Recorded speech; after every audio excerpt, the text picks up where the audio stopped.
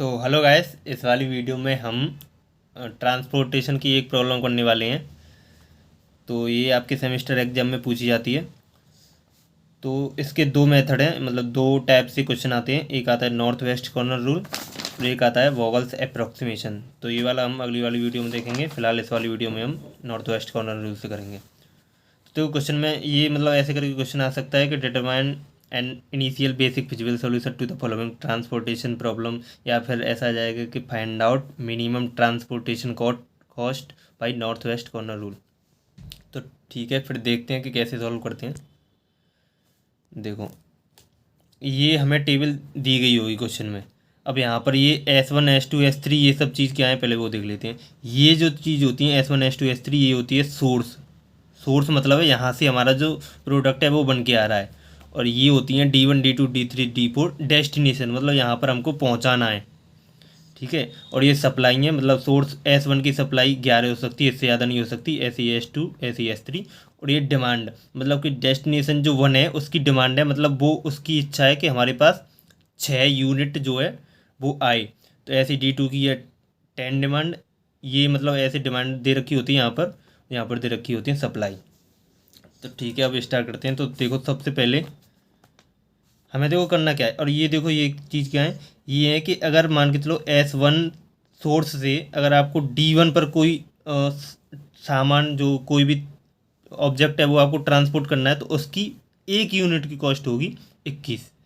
ऐसे ये सब लिखी हुई है। ऐसे मान के चलो S14 है, तो S2 से D3 पर अगर सप्लाई करेंगे तो उसकी कॉस्ट होगी 14। तो इस वाली प्रॉब्लम में मेन हमें मिनिमम कॉस्ट निकालनी पड़ती है। तो देखो कैसे करते हैं। तो नॉर्थ वेस्ट कॉर्नर रूल होता क्या, पहले वो देख लेते हैं। देखो, हमें पता है ये ईस्ट वेस्ट नॉर्थ साउथ, ठीक है। अब नॉर्थ वेस्ट ये दिख रहा। तो नॉर्थ वेस्ट का मतलब है हमें कॉर्नर कॉर्नर जो होगा कोने से पकड़ के चलना है। और पूरा क्वेश्चन ऐसे ही सॉल्व होगा, बहुत ही ईजी है। अब देखो, सबसे कॉर्नर वाले को पकड़ लो। कॉर्नर वाला क्या है, 21, ये वाला पकड़ लिया। ठीक है।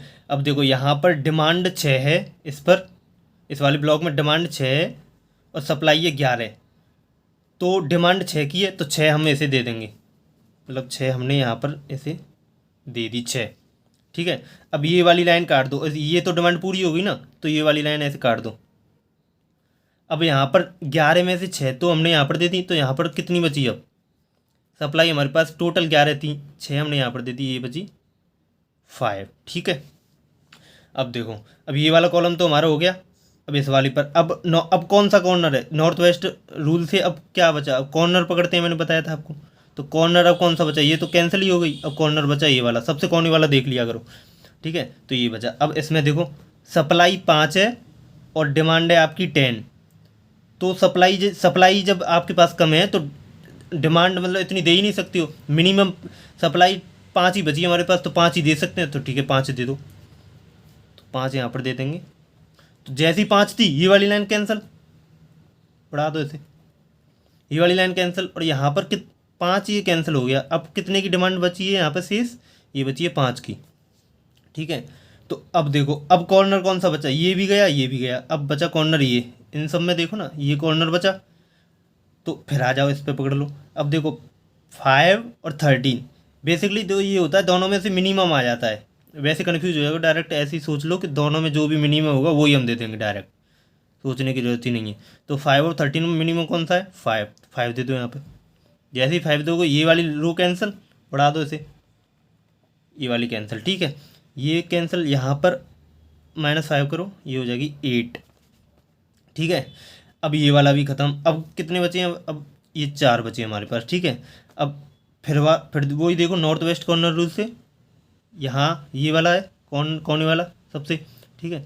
यहाँ पर 8 है इसकी सप्लाई और डिमांड है 12। तो मैंने बोला था मिनिमम वाला रख दो यहाँ पे, तो 8 रख देते हैं यहाँ पे। तो ये जैसे ही 8 रखेंगे ये कैंसिल, तो ये वाली लाइन उड़ा दो। ठीक है। ये उड़ा दोगे, यहाँ से -8 करोगे तो ये हो जाएगा 4। ठीक। अब ये दोनों बचे। अब देखो, अब यहाँ पर 4 है, यहाँ पर 19 है, तो मिनिमम वाला दे दो 4। जैसे ही 4 दोगे ये वाली कैंसिल। ठीक है। और यहाँ पर कितना बचेगा, -4, ये हो जाएगा 15।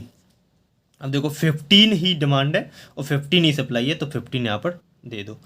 अब देखो ऐसे भी चेक कर सकते हो, ऐसे तुम्हारा इसमें ये अच्छा तरीका है कि लास्ट में ये दोनों अगर सेम बच रहे हैं तो इसका मतलब है तुमने जो भी अभी तक सॉल्व किया है वो पूरा ठीक है। तो ये ऐसे अपने जो आंसर है उसको वेरीफाई कर सकते हो, ठीक है ना। अब ये देखो आ गई। अब क्वेश्चन में देखो क्या लिखना पड़ता है, आंसर में तो लिखना पड़ेगा तुम्हें, अगर सब्जेक्टिव वो है पेपर तो ठीक। S1 से D1 पर सप्लाई की है हमने, और देखो कहाँ कहाँ सप्लाई की है, ये जो वैल्यू हमने लिखी है यही तो सप्लाई है। और S1 से D2 पर सप्लाई की है, S2 से D2 पर की है, S1 से D2 पर, S2 से D2 पर, ये S1 आएगा, S2 से D2 पर, ठीक है। और ये देखो S2 से D3 पर, और ये क्या आ जाएगा S3 से D3 पर, और ये हो जाएगा S3 से D4।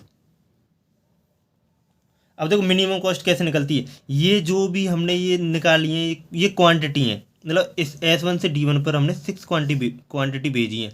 अब हमें पता है कि एक क्वांटिटी की कॉस्ट जो 21 है, तो 6 की कितनी हो जाएगी, 21 इंटू 6 प्लस, अब ऐसे ही सबकी कर दो, 16 into 5 plus 18 into 5 plus 14 into 8 plus 18 into 4 plus के 15 इंटू 41।